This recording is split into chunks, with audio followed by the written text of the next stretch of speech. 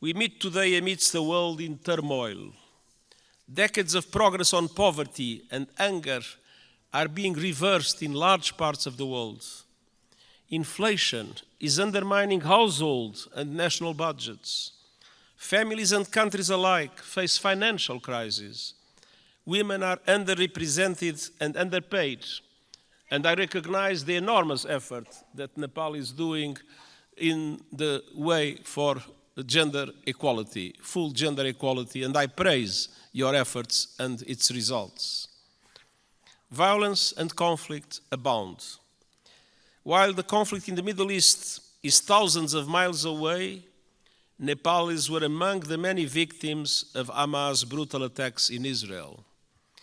I send my sincere condolences to the families of the 10 Nepalese students who were killed and express my best wishes for the safe return of Mr. Bipin Joshi, who is missing. Distinguished parliamentarians, as geopolitical tensions rise, global divisions are becoming deeper and more dangerous. And smaller countries fear becoming collateral damage in competition between the great powers. And climate catastrophe is accelerating with a deadly force. In responding to this crisis, the world could learn much from Nepal. This country is a promoter of peace, a champion of multilateralism, and a staunch supporter of sustainable development and climate action.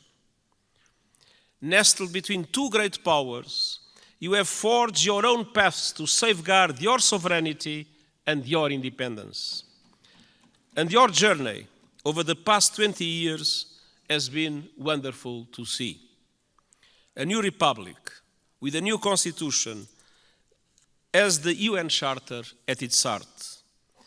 You were quick to embrace the Sustainable Development Goals and are making progress on many of them, independently of the difficult financial conditions that developing countries face in today's unfair world.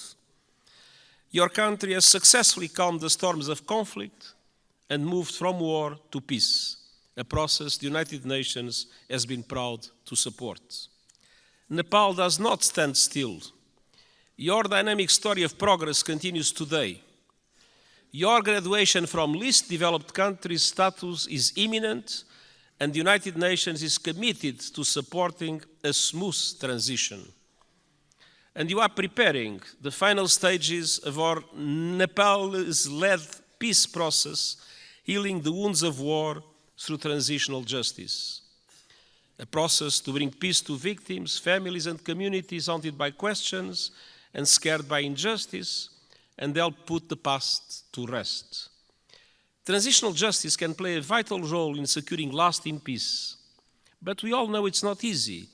By nature, it's a delicate and complex process. We know that transitional justice has the greatest chance of success when it is inclusive, comprehensive, and has victims at its heart. When it centers on truth, reparation, and justice, when women participate fully, and when all victims of human rights violations can find meaningful redress. And I welcome efforts here in Nepal to drive progress and find solutions in this regard. And I want to tell you are not alone. The United Nations, respecting the Nepalese leadership of this process, stands ready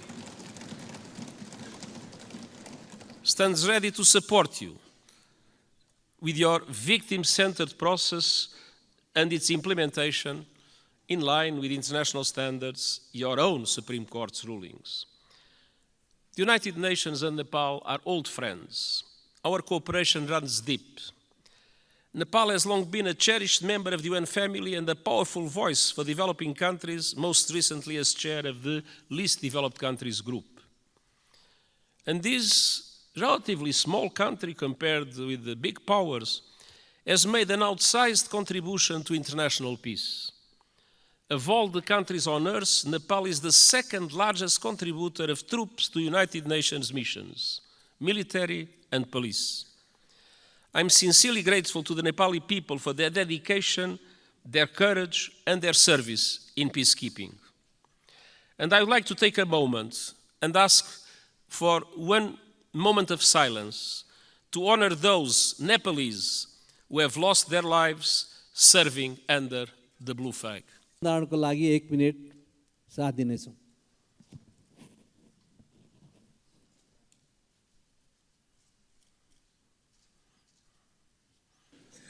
Their memory will never be forgotten, and the United Nations is proud of the exceptional contribution of Nepalese soldiers and police officers in our peacekeeping missions.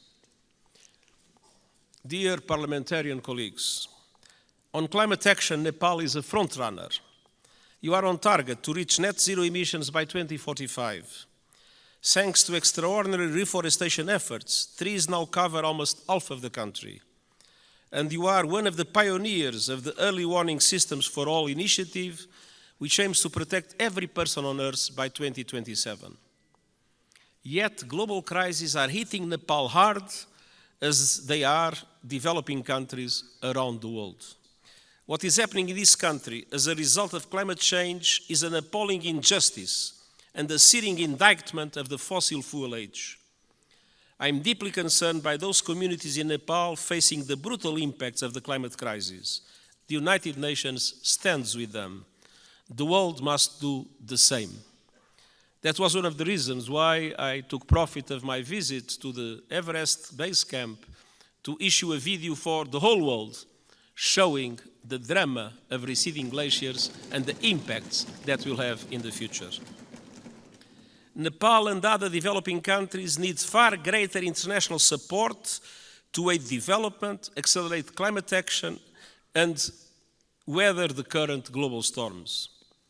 I have proposed a Sustainable Development Goals stimulus that would release at least $500 billion a year in affordable long-term finance for sustainable development and climate action in developing countries like Nepal. Member States welcomed the proposal at the General Assembly last month and committed to advance it. I call on them to take action now to make these commitments a reality. Unfortunately, in our world, many times people announce commitments and then do not implement those commitments. In the resilience of communities, in the resilience of infrastructure is today a must, because climate change impacts are not a problem of the future, they are felt today by the populations, and it is today that developed countries must support countries like Nepal to do the necessary investments in that regard. The most vulnerable must be at the center of efforts to build climate resilience. And all parties must operationalize the landmark loss and damage fund at COP28 this year. There is loss and there is damage. You can see it in Nepal. There must be a compensation for it. The Nepalese people depend on it. For families that have lost their home to storms, for communities forced to abandon their villages by rising rivers, loss and damage is not a negotiating point or a bureaucratic abstraction, it is a lifeline. Dear parliamentarian colleagues, Nepal has long been a friend to the international system, and today their system is in dire need of refresh, revitalization and reform. The world is in a state of flux.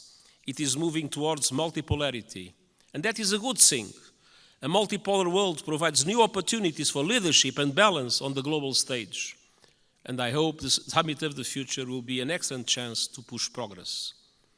As a steadfast champion of multilateralism, peace, and developing countries' interests, Nepal will be a vital ally at the summit.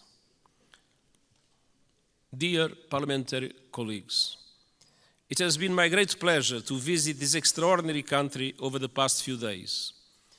What I've seen confirms a simple truth. Nepal is a friend of the world, so the world must be a better friend to Nepal. And the United Nations will never stop fighting to make that a reality, and I thank you.